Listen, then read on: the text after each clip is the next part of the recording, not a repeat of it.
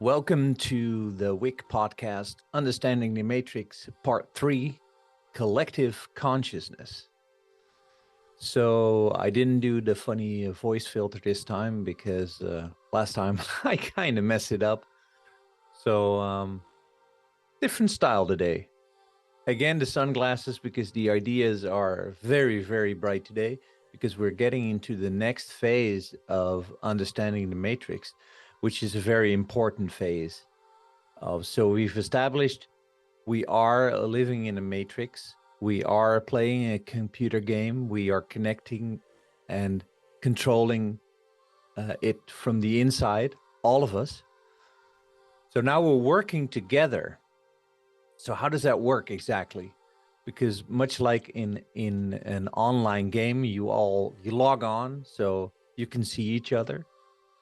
So much like in the reincarnation bit, you step into the matrix and then there it is on the screen and you are experiencing it as real as can be, which is the funny thing because that's why watching a film or watching something that's exhilarating is exhilarating as it is, because your body cannot make the distinction between actually doing the activity or observing it. So that's why you can be on a couch and watching a sports game or watching a scary movie, and you completely disappear in the story or in the game, and you feel as though you're there. Your heart starts racing, maybe you're getting sweaty. So why is that? You're on the couch, you're just lying down, but your body does not make the distinction between seeing the activity and doing the activity. So that's much like playing a video game, but the video game is around here. So our surroundings is actually the realm we're operating in.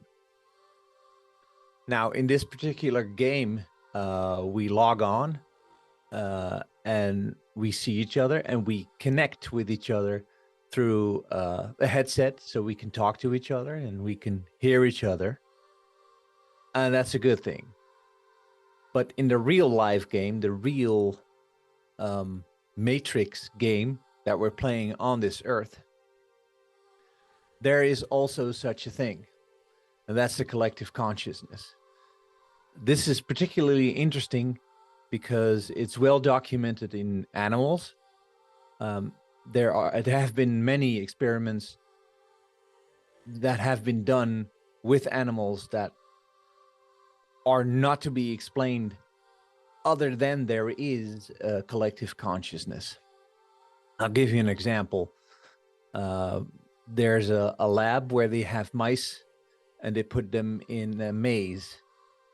And in the center of the maze, there's a treat. So they're figuring out how to get to the middle of the maze, and then they get the treat. Now, in a different lab, the same experiment is conducted, but later on, a day later, maybe a week later. And these mice are not at all connected to the mice in the first lab. So they have no family connection. They haven't lived together. They're not from the same area. So there seems no connection between these mice. However, these mice are presented with exactly the same maze, and they solve it a minute quicker. Now, they've repeated this, and every time they do it, the new set of mice finish the maze quicker, sometimes seconds, sometimes minutes. So how is that? How can every set of random mice be faster every time? Well, the only simple explanation is that now they've solved the puzzle. The information concerning this puzzle is now in what we call the field is now in the energetic field. So you have to think like there's a whiteboard or a blackboard, whatever, and it's in the ether, so to speak. So whenever there is somewhere, when there's information collected, it becomes part of that blackboard. It becomes added to the blackboard or the whiteboard, and every member of that species has access to that whiteboard or blackboard, so you can get the information that you need.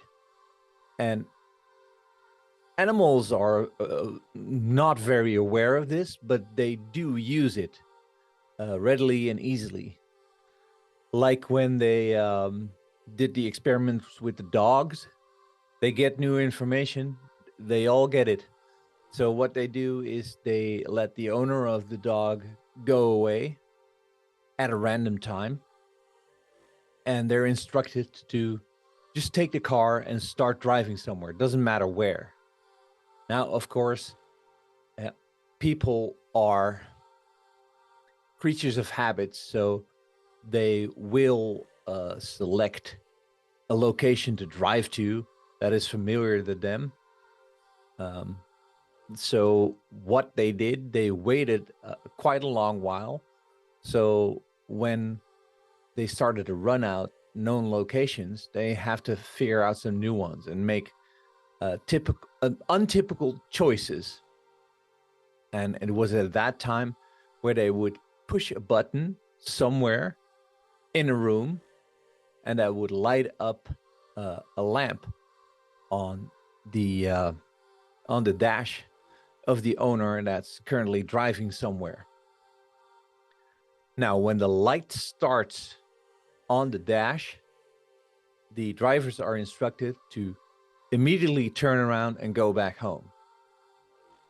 So this was completely random. These people did not know what kind of experiment they were in. They were just instructed to drive and go home when the light went up. So the lights went up, and these were exactly the times when their dogs would move to the door or to the window and start looking out for their owner. So they all knew. How is that possible? Other than the information is now shared in the unified field, and they have access to it. They understand what's going on. They feel the information. Like I said in the last video, feeling is a very important thing. We've become so much relying on science and technology, but the technology that is inherent in every human being is so freaking amazing that if we were to use it, because we can do this, we don't use most of our brain.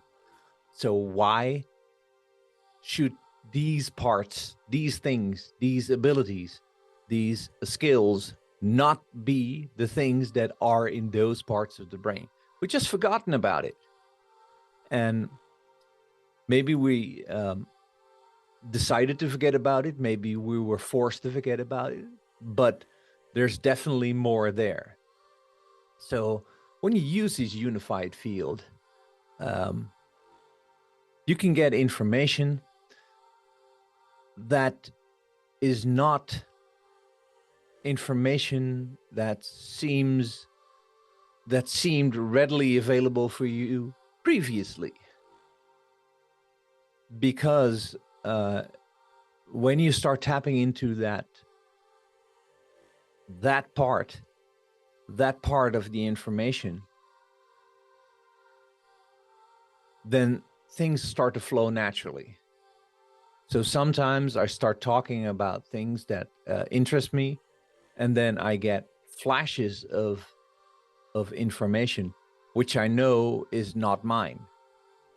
Now, that made me realize that none of the information is really mine. None of it is mine. It's just It's just something borrowed from the ether. So whatever information I dispense today or whenever, in what kind of video, wherever, or just, talking to people, I use this phrase, and my girlfriend starts laughing when I use that one. And I said, I just pulled a story out of my ass. And that's because I don't own the information. I'm just a vessel that can translate whatever is out there into something that somebody else might understand. So I may choose my words carefully, but the information behind the words is not mine. So I tap into the universal field, I get the energy, I get the information, and I speak about it as though it were my ideas. But there's one thing you have to understand. There's no such thing as your ideas. There are only our ideas. And this is how you shape your world. Because everybody thinks that, doing something great is something to be recognized by a lot of people and, making the papers or television. No. That's definitely not it. Doing something great is making sure that you get on the right track, and then you'll be able to dispense information that's not even yours. And once you understand that, this information will come to you more easily. So you'll be talking to someone and you'll say something, and afterwards you'll be thinking, what the hell did I say? Where did that come from? Well, you could say, I pulled a story out of my ass, or you could say, I used the unified field for getting the stuff that I needed at that time. So when you wise up and when you talk about this and when you work on yourself and when you get into a certain energy in this game, it becomes like a pool where all the other players can derive energy from, derive information from, derive answers to their questions. And this is how we build a better world, because we can all bitch and moan about what is wrong. But if we improve our lives on our scale, on our level, and you start tapping into this unified field energy, you will dispense so much more than just trying to, move your stories onto people. Because you can tell the same stories over and over again. But if nothing ever changes, or you never have a realization, or you never go, oh, right, there's something I missed here, then you're not tapping into that universal knowledge. And to be a good coach or a good storyteller or to be someone that has something to say, you need to be connected to this energy, definitely connected to this energy. So I would advise you to take notice of the times where you say something wise to somebody and you don't know where it's coming from. Realize deeply in your heart that this is not just you. It is all of us. So now you're tapping into the pool, say the collective collection that all the other players have assembled. And now you have access to this, well, say, storage room, and you can get from it the things that you need. And so can other people. So if you don't consider it yours, it becomes much easier. So I wish you all the best of luck with trying to get this rolling. If you notice these things, you'll see that it will become easier to know when, or actually that whatever you say is not yours. You don't own the words, you don't own the energy. You just borrow it for a while so you can help people, because eventually that is what we're here for. We're eventually here to help people. All right, so thanks a lot for listening. If you have any tips or anything, just leave a comment. I'm not promising that I'll read them, but I might. All right, thank you guys. Until next time, part 4. Bye.